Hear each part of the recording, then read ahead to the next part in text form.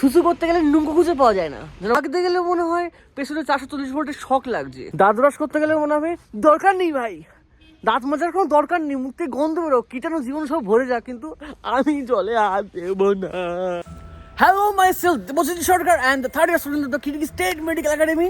আর এখন বুঝতেই পারছো আমাদের টেম্পারেচারটা কেমন যাচ্ছে, আমার মাথায় পুরো স্নো ভর্তি হয়ে গেছে। আর এখন আমাদের টেম্পারেচার যাচ্ছে -15 ডিগ্রি, ঠিক আছে? এইটা এখানকার নর্মাল, এখানটায় আমাদের টেম্পারেচার যায় -20, -30, -35, এইরকম আমাদের টেম্পারেচার যায়। মানে আর আমাদের ক্লাস থাকে কিরকম জানো, আমাদের ক্লাস থাকে আছে তোমার সকাল 7:40 থেকে। মানে জাস্ট ইমাজিন করো যে তুমি সকালবেলায় উঠে পুরো, সূর্য তো দূরের কথা, এখানে সূর্য ওঠা আছে সকাল 9টার সময়, তুমি অন্ধকারের মধ্যে তুমি ক্লাসে যাচ্ছ। অবশ্য এখন বাজে আমাদের দুপুর 12টা, এখন দুপুর 12টার টাইম আমাদের এরকম কন্ডিশন। আর কি বলি, আমার হাত তো পুরো জমে গেছে। আমরা একটুখানি আগে ক্লাস করে ফিরছি, আমরা নাস্তা করেছি। এটা এই যে হ্যালো, আর বাইরের পরিবেশটা একবার দেখো, ও মাই গড, মানে পুরো স্নোয়ে ঢেকে গেছে। এই যে একটুখানি আগে আমার হাতে স্নো লেগেছিল, আর আমার হাতটা একবার দেখো, যেন মনে হচ্ছে হাত থেকে রক্ত ঠিকরে বেরোচ্ছে, আর এত যন্ত্রণা করছে চিন্তা করতে পারবে না, মানে এত পরিমাণে যন্ত্রণা করে, ঠান্ডা লাগে। কাল রাত থেকে শুরু হয়েছে, আর কন্ডিশনটা একবার দেখো, পুরো স্নোয়ে পুরো ঢেকে গেছে পুরো একদম, মানে সে আলাদাই পরিবেশ। আমাকে অনেকে জিজ্ঞাসা করেছো দাদা যে তোমরা এরকম ঠান্ডার মধ্যে থাকো, তোমরা কি করে তোমরা এটা মানিয়ে নিয়েছো? দেখো, এটা মানানো কোনো ব্যাপারই না, এটা মানতেই হবে যে স্নোতে 3 থেকে 4 দিন বা 1 সপ্তাহ বা 10 দিনের জন্য ঘুরতে যাওয়া, আর এখানটায় প্রায় স্নোতে 8 মাস স্টে করা, মানে আকাশ পাতাল পার্থক্য। মানে প্রথম খুব মজা হবে ভাই স্নোতে, একদম বরফ পড়ছে এরকম রকম ব্যাপার, কিন্তু লাস্টের দিকে মনে হবে ভাই আমার দরকার নেই, এরকম ঠান্ডা আমার সত্যি দরকার নেই।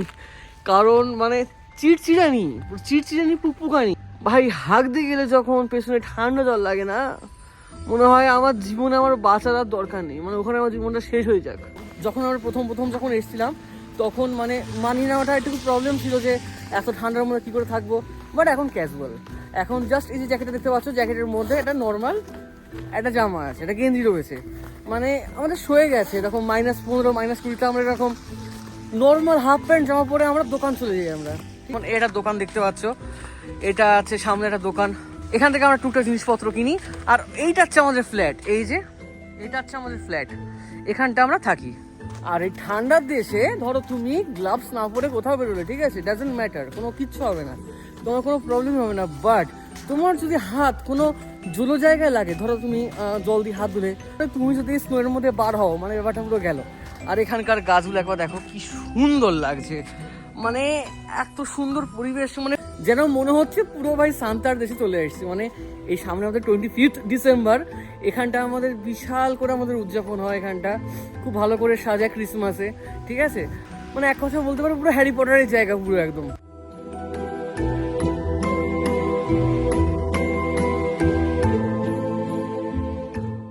এবার তোমাদের প্রশ্ন আসতে পারে, দাদা তুমি এখানটা ভাষার সঙ্গে মানিয়ে নিয়েছো কি করে?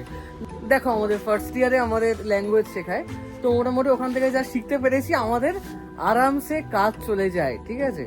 আমাদের মোটামুটি যা আমরা ভাষা জেনে গেছি, লোকালদের সঙ্গে আমরা ভালোভাবে কথা বলতে পারি। কাক দিলা, কাক টিভিয়ে যাবো, প্রিভিয়েট, সালামাত সিসবে, খান্দাইছিস, আরো অনেক কিছু ভাষা আমরা শিখে গেছি। মানে এটা বিশাল ব্যাপার আমাদের কাছে একদম পুরো। গাইস, মোটামুটি বুঝতে পারছি যে গাইস তোমাদের এই সমস্ত বরফের সমস্ত নর্মাল ব্লগ দিতে তোমাদের ইচ্ছা করছে না। আমি তোমাদেরকে একটা ওপেন বলে দিচ্ছি, আমাকে ওপেন চ্যালেঞ্জ দাও যে বরফে কি করতে হবে, জাস্ট ফান হিসাবে, ঠিক আছে। আবার যেন বলো না যে বরফের মধ্যে ল্যাংটায় হাঁটতে হবে। তো আজকে আর বেশি হেরাচ্ছি না, আজকে আমার ব্লগটা এই পর্যন্ত, ছোটোখাটো ব্লগ। লাইক করে দাও, সাবস্ক্রাইব করে দাও, আর যদি ইউটিউবে দেখতে চাও আমার ভিডিও কন্টিনিউ, তাহলে অবশ্যই বেল আইকনটা কিন্তু অন করে রেখে দেবে, ঠিক আছে, কারণ উইদাউট নোটিফিকেশন কিন্তু তুমি আমার ভিডিও দেখতে পাবে না। এরকম আরো বরফের ভিডিও দেখতে গেলে আমাকে আরো বেশি করে লাইক করো, ফেসবুক আনফলো করে দাও, ইউটিউবে সাবস্ক্রাইব করো, কারণ ফেসবুক অবস্থা খারাপ ভাই। ইউটিউবে আসো, আমরা সবাই মিলে একটা ফ্যামিলি বানাই, একটা সংসার করি, সেটাকে আরো এগিয়ে নিয়ে যাই।